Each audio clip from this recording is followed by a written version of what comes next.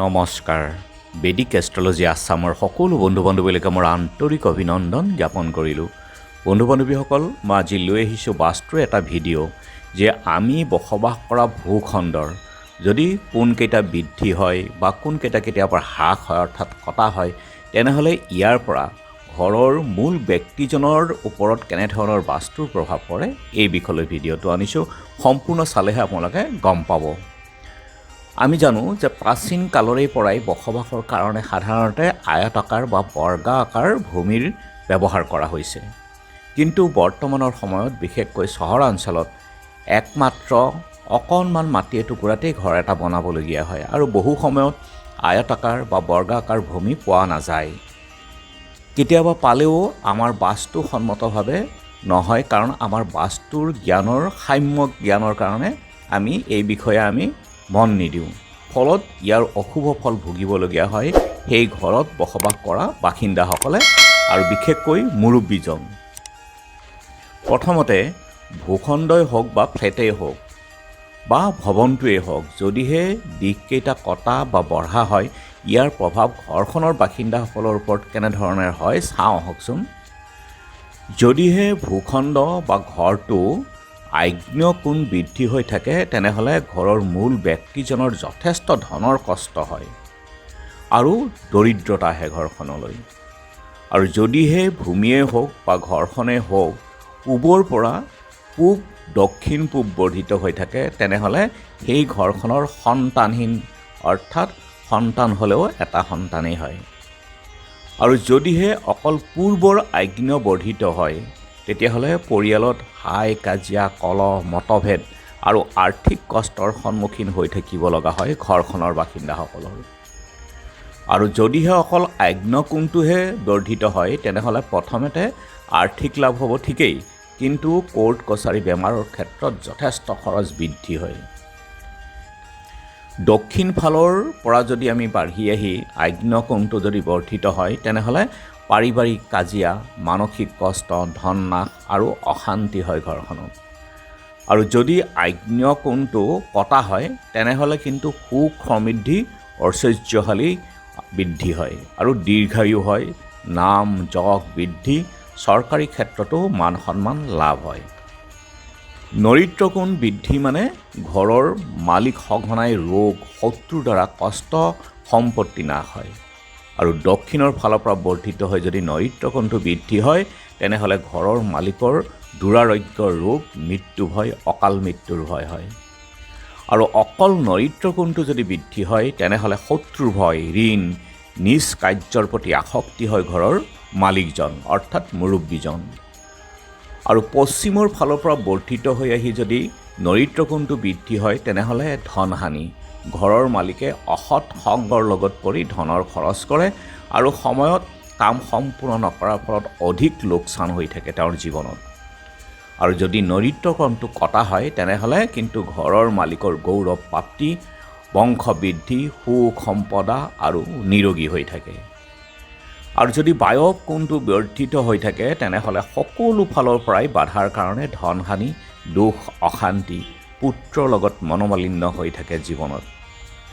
আৰু যদিহে পশ্চিমৰ ফালৰ পৰা বৰ্ধিত হৈ বায়ৱ কোণটো বৰ্ধিত হয়, তেনেহ'লে ঘৰৰ মালিকৰ মনত অশান্তি, চৰকাৰৰ পৰা ফাইন, অপমান আদি হয় বা বিভিন্ন দুশ্চিন্তা, ধনহানি আৰু পুত্ৰও নষ্ট হয়, দৰিদ্ৰতাৰে পীড়িত হয় ঘৰখন। আৰু অকল যদি বায়ৱ কোণটোহে বৰ্ধিত হয়, তেনেহ'লে কিন্তু ধন নাশ আৰু সম্পত্তিৰ হানি হয়, শত্ৰু বৃদ্ধি আৰু চিন্তা হয়, দুশ্চিন্তাই ঘেৰি থাকে মনত আৰু সুখৰ অভাৱ হৈ পৰে। কিন্তু উত্তৰৰ ফালৰ পৰা যদি বৰ্ধিত হয়, বায়ৱ কোণটো বৰ্ধিত হয়, তেনেহ'লে দুখীয়া, দৰিদ্ৰতা আৰু সুখৰ অভাৱ, সন্তানৰ হানি, অপমান, অশান্তি, দুখত কষ্ট ভোগ কৰিবলগীয়া হয় জীৱনত। আৰু বায়ৱ কোণটো যদি কটা হয়, তেনেহ'লে কিন্তু মালিকৰ সৰ্বপ্ৰকাৰ সুখ শান্তি, ভোগ বিলাস, দীৰ্ঘায়ু, বংশ বৃদ্ধি, যশ মান সন্মান প্ৰাপ্তি হয়। আৰু যদিহে ঈশান কোণটো বৰ্ধিত হয়, তেনেহ'লে কিন্তু সন্তান, বংশ, ভোগ বিলাস, ধন সম্পত্তি বৃদ্ধি হৈ থাকে। ফ্লেটৰ ক্ষেত্ৰত বা ঘৰখনৰ ক্ষেত্ৰতো একেই।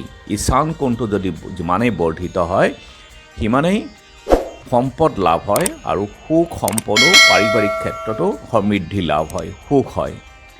আৰু ঈশান কোণটো যদি উত্তৰ ফালৰ পৰা বৰ্ধিত হয় অত্যাধিক ধন ঐশ্বৰ্য প্ৰাপ্তি বৃদ্ধি হৈ থাকে আৰু চল অচল সম্পত্তিৰো বৃদ্ধি হয়। অকল ঈশান কোণটো যদি বৰ্ধিত হয় তেনেহ'লে চল অচল সম্পত্তিৰ বৃদ্ধিৰ কাৰক আৰু সমাজতো সন্মান মান বৃদ্ধি পায়। ঈশান কোণ পূব ফালৰ পৰা যদি বৰ্ধিত হৈ আহে তেনেহ'লে ঘৰৰ মালিকে প্ৰসিদ্ধি লাভ কৰে, যশ মান সন্মান লাভ হয়, সন্তান বংশ বৃদ্ধিৰ কাৰক হৈ পৰে।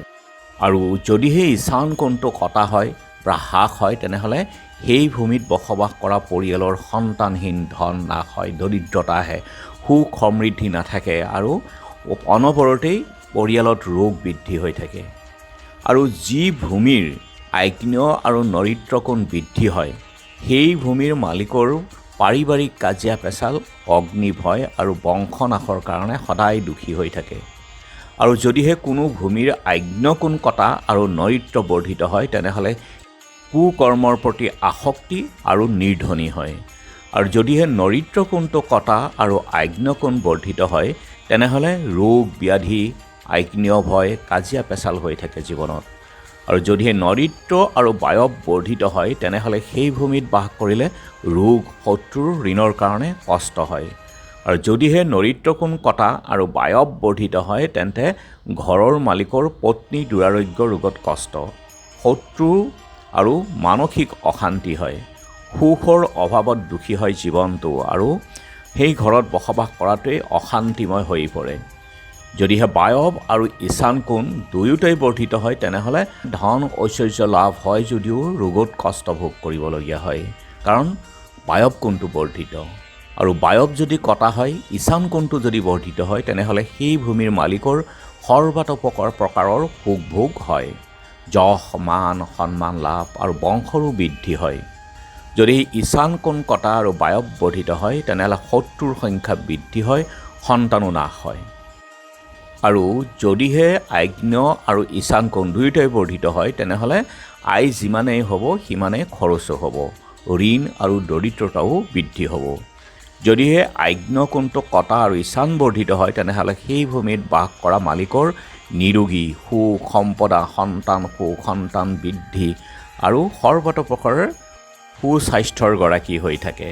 আৰু ঈশান কোণটো যদি কটা বা আগ্নেয় যদি বৰ্ধিত হৈ থাকে তেনেহ'লে কিন্তু বিবাদ, হাই কাজিয়া পেচাল, মানসিক অশান্তি, ধন নাশ, প্ৰাণ নাশৰো ভয় হৈ থাকে। আৰু যদি আগ্নেয় বায়ৱ বৰ্ধিত হয় তেনেহ'লে সদায় ৰোগত থাকিব, পাৰিবাৰিক কাজিয়া পেচাল হ'ব আৰু অগ্নিৰ ভয়, প্ৰাণৰো সংশয় হৈ থাকে। ঈশান কোণটো আৰু নৰিত্ৰ কোণ দুয়োটাই যদি বৃদ্ধি হয় তেনেহ'লে আয় বৃদ্ধি হ'ব, কিন্তু বেমাৰ বা মানসিক অশান্তি নিশ্চিত সেই ভূমিত। গতিকে বন্ধু বান্ধৱীসকল, যেতিয়া আপোনালোকে এটুকুৰা ভূমিত ঘৰ বনাব প্ৰথমতে ঘৰখনৰ কোণকেইটা আপোনালোকে বাস্তুসন্মতভাৱে এইটো প্ৰতিকাৰ কৰি ল'ব পাৰি।